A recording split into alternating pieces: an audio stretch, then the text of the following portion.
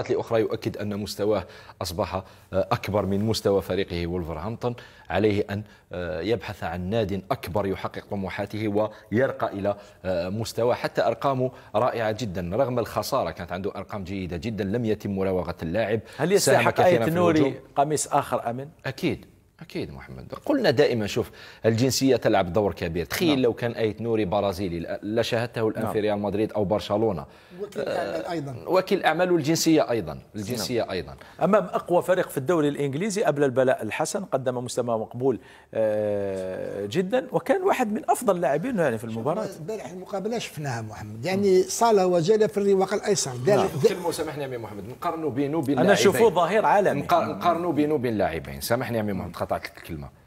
قارنوا مع ماندي اللي يلعب في ريال مدريد، وقارنوا مع كوكوريا بطل اوروبا. نتكلم على كوكوريا، انا بالنسبه لي بدون عاطفه احسن منهما تقنيا مهاريا، بالك مازالوا هذيك شويه صقل تكتيكي فقط من اجل تعلم كيفيه الالتزام الدفاعي او الموازنه بين الالتزام الدفاعي والمسانده الهجوميه. بعدها سيصبح ظهير ايسر متكامل وكامل. الالتزام الدفاعي محمد، لا من الالتزام الدفاعي البارح لعب امام احسن لاعب في الرواق الايمن اللي هو محمد صلاح والكسندر ارنولد ايضا والكسندر ارنولد، ولكن لعبوا بثلاثه هما في زوج ما قدرولوش. يعني انا كنت نقول رايان آيت نوري شويه ثقيل في الجري، ولكن لما شفتوا البارح كارثه يعني دار واش يحب في الرواق الايسر.